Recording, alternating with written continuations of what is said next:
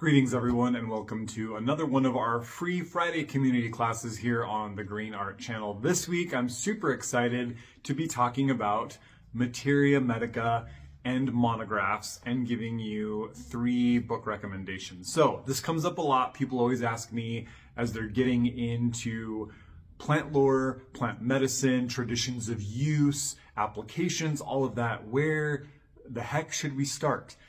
There are a lot of books out there about herbs, no shortage of books, and even more websites out there saying, here's what this herb is good for, here's how this herb is to be used. And if you have been around me or this channel for even a short amount of time, you have probably heard me tell you that most of it is garbage.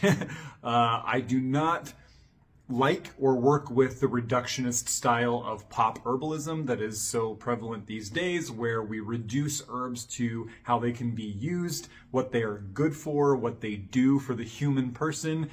This is ultimately wrapped up in human exceptionalism, and it divorces us from the deep spiritual nature that has pervaded plant spirit work since time immemorial, including just regular old herbalism, right? That plant medicine, as it's practiced in animist traditions across time and place, have always approached the plants as sovereign beings, as arcane spirits who bring more than just their phytochemical blessings to our work, but instead also bring wisdom and a connection to the wholeness of things. So, materia medica can be difficult because when we are talking about books about herbs, it's very hard not to begin by saying this herb has traditionally been used in this way. So that's what we're going to be talking about today, but I want to have the disclaimer, the big asterisk on pretty much everything I say today, that this is only a handshake. It's only the beginning. A monograph, a materia medica, is only there to help verify your personal gnosis that you receive by working with plants. If that went above your head, that's okay. We talk about that in other videos. It is there to help you begin to understand the general personality of a plant as that plant has been worked with over generations. Now, I tend to work with old materia medica because I like empirical evidence. I like that when I'm reading the person or the collective of Shen Nong talk about a particular herb, that I am tapping into thousands of years of empirical evidence, that the only reason the information is showing up in the materia medica is because it continues to prove itself accurate, right? So we need to use these monographs, these materia medica, to prove our personal gnosis, or at least verify them, or make sure that we're on the same track, to help us understand the generalities of personality of plants as we get to know them, and to give us a starting point, right?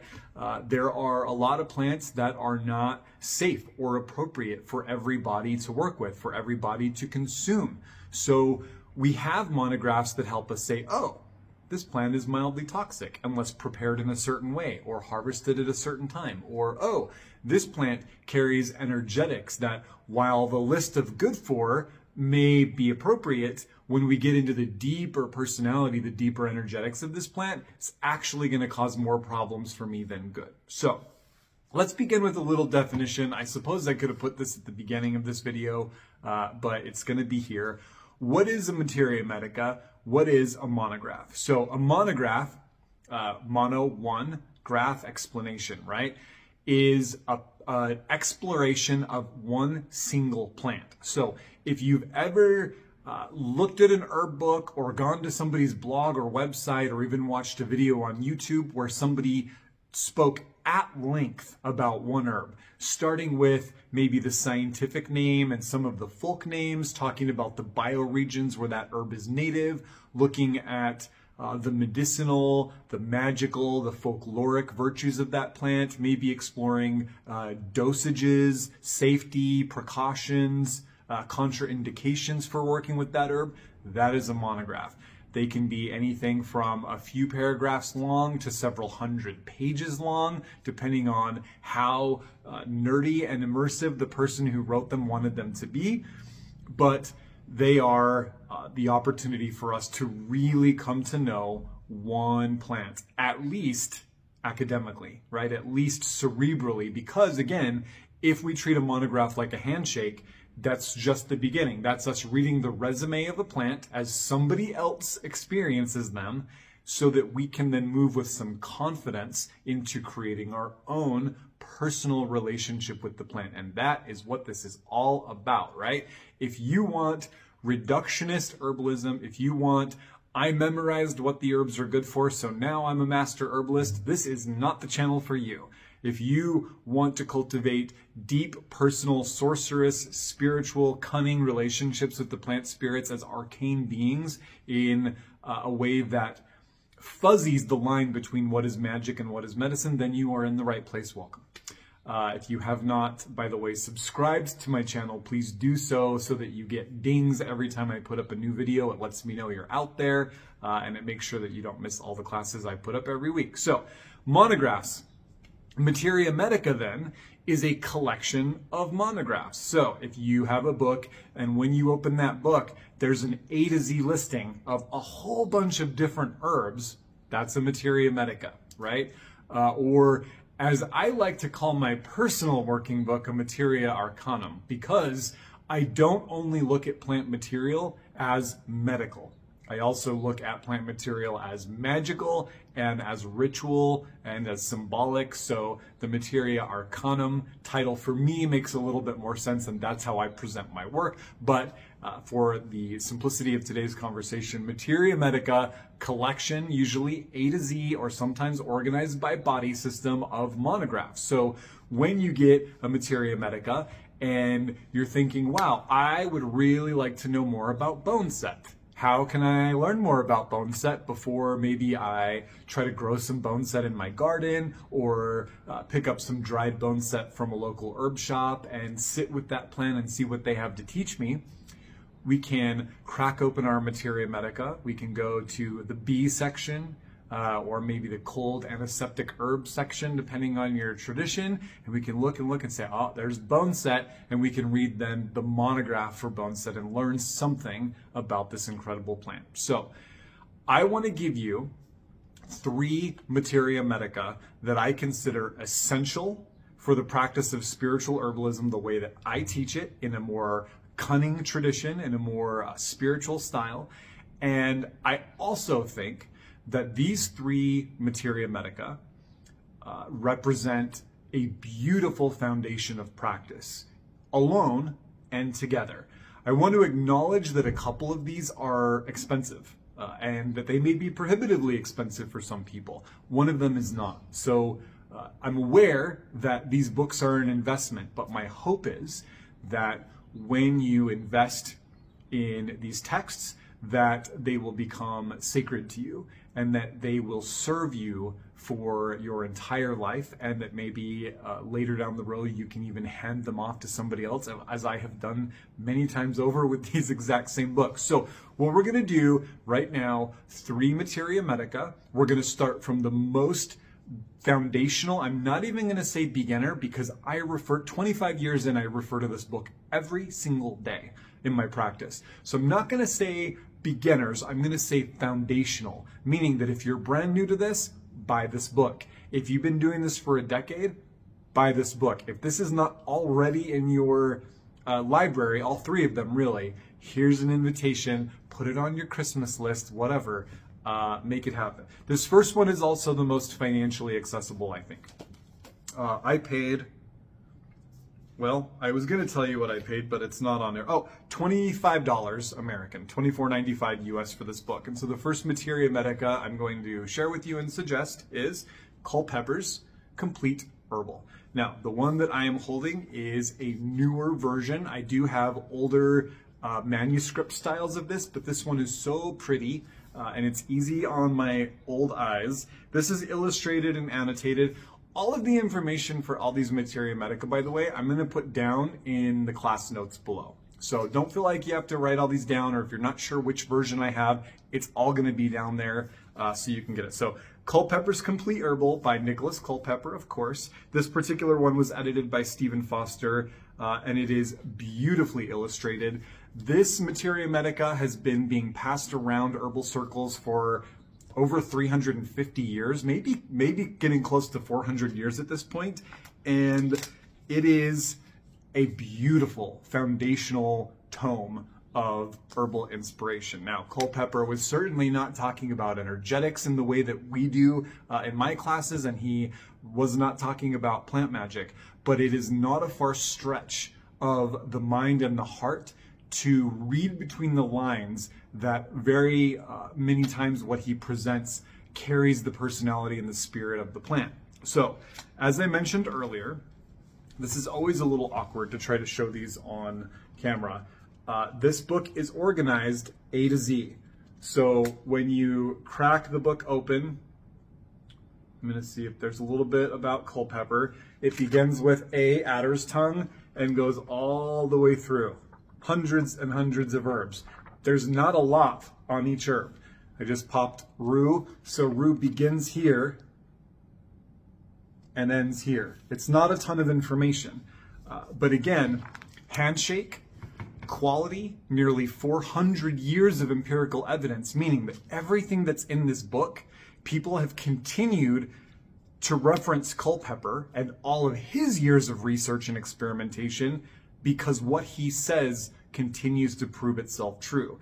If it didn't, people would stop saying, this is a really good Materia Medica, let's keep talking about it. I would not be talking about it in my classes, right? I'd say, there's some suspect information in here, I don't like it. Now, I'm sure I haven't worked with every herb in this book, and I probably will never work with every single herb in this book, so there could be some bits of wisdom in here that don't apply to me, or my community, or the bioregion that I live, or the type of work that I do, but overall, beautiful, beautiful book. Again, I paid $24.95 for it American, so I think accessibility-wise, beauty-wise, and just, not information overload, start with Culpepers. Now we're going to get a little deeper. We're going to spend a little more money. We're going to invest a little more, and we're going to start getting into some of the deeper levels of the plants. And we're going to do that with Miss M. Greaves' Materia Medica. Now, the one that I have, the one that I use here in the shop is different than the one I have at home. The one I have at home is a single volume. This is 2 volumes. So you have A through H, and then you have volume 2, which is I through Z. It makes it just a little easier to have. Otherwise, the book is pretty beefy, right? Which is fun, but not always practical. So Greaves, this is one of my very, very favorite herbals, and this particular version is actually a manuscript reprint of the original 1931.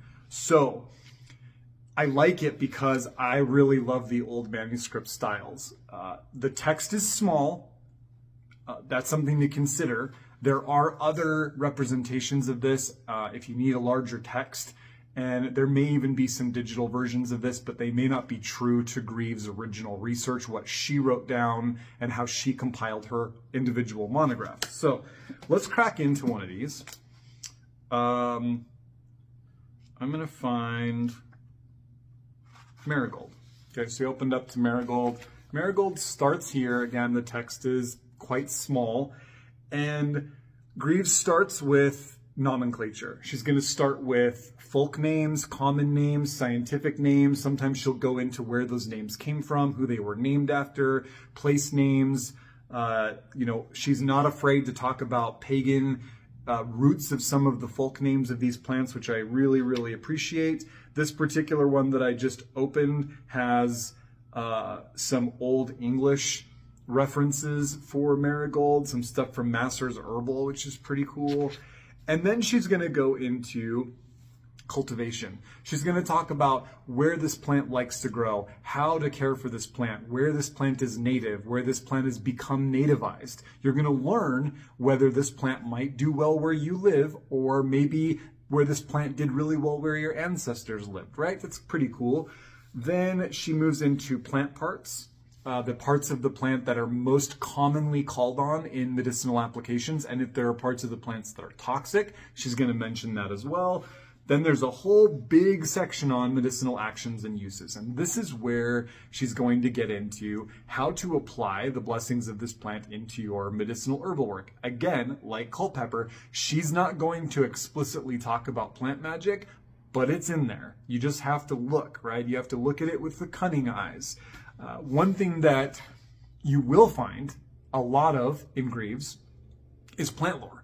She's going to say, people work with marigold for this particular reason, and there's also this story that people tell about what this plant is about, or where this plant came from, or in relation to marigold in specific. I'm sure that she's talking in here about the name marigold being related to the Virgin Mary, either the golden tears of the Virgin Mary or her footprints.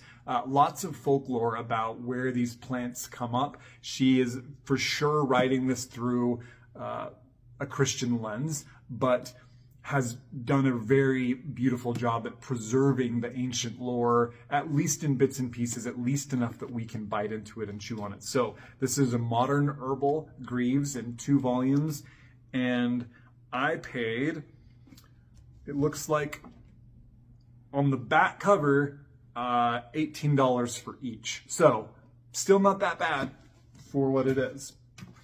Last but not least, we're going to bring out the big guns. I was not going to bring this book up, but I realized in kind of thinking about this class this week, which are the materia medica that I turn to the most. And if I look at my everyday work for myself, with my own work, with research, with clients, here in the apothecary with formulation, what are the books that are on that part of my bookshelf where I can reach them the most easy? This is in the top 3, so we're going to talk about it. I do not want this to feel overwhelming to anybody, because this book is not 101, but it is really, really fun. It is the Chinese Herbal Medicine Materia Medica. This is the portable 3rd edition, so this is considered portable. I also have the non-portable version at home, which takes up a lengthy bit of space. Now, this is essentially a truncation of the Divine Husbandman's Classic, the Shendong Pencao. There are herbs in here that have been being worked with in traditional Chinese herbalism for thousands of years, documented. Thousands, right? And the reason why I love this book so much is not because I practice traditional Chinese herbalism, which I do not. I am trained. I did study traditional Chinese herbalism under a traditional Chinese herbal practitioner for many years. I have the language in my head. I can speak it to doctors of Oriental medicine, to acupuncturists, to people who come in that know Chinese medicine. We can have those conversations.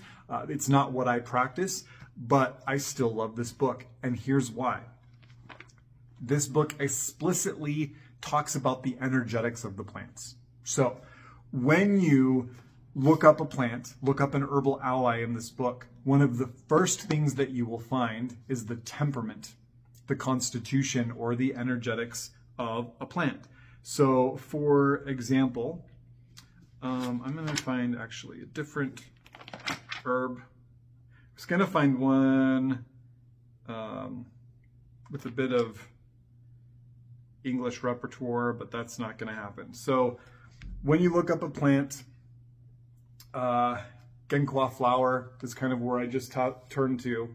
You're going to have pharmaceutical name, traditional Chinese name, family. This one also shares English, Japanese, Korean. So if this plant has different names in different parts of traditional Chinese practice, then that's going to be there. Species, scientific, text in which it first appeared. Again, most of the herbs in here come from Divine Husbandman's Classic of Materia Medica. There are also some other books that have been compiled into this, so it really is like a one-stop shop. And then we get what they call properties. So for Genqua, we get bitter, acrid, warm, and toxic, right? Don't let the toxic fool you, scare you. So now we start getting some deeper understanding about what this herb's personality is, when this herb comes into the body and does what they do, how, right? If we talk about, oh, this herb stimulates the digestive system, All right, how? By what means? What is the personality of the plant moving through the body? And there are many, many herbs that stimulate the digestive system. Is one that's bitter, acrid, and warm the right fit for me? Or do I need one with cool, stimulating properties? Something completely opposite, right? So the energetics are here. They are herbs that, of course, come out of the Chinese Materia Medica. There are not a lot of European herbs in here, which are the herbs that I tend to work with the most because those come out of the ancestral traditions I practice and because they're ones that grow really well in the climate that I'm in now. But the inspiration is there, right? The understanding. And sometimes what we can do research-wise is look at plant members within a family, within a genus, within species and subspecies, and be able to find Chinese iterations of that and say, okay, this is the Shennong Pensao experience of this particular herb. How can I look at that or use that as inspiration in my own exploration of this plant as it grows in my backyard here in Utah, in America, right? Also, lots of meridian channels here, key characteristics, dosage, cautions and contraindications. There's bullet point actions for every herb, which is really nice. There's comparisons and formulations with other herbs and preparation if there's toxicity. So that's in there, and then it moves on to the next herb. So this is Chinese Herbal Medicine, Materia Medica, Portable Third.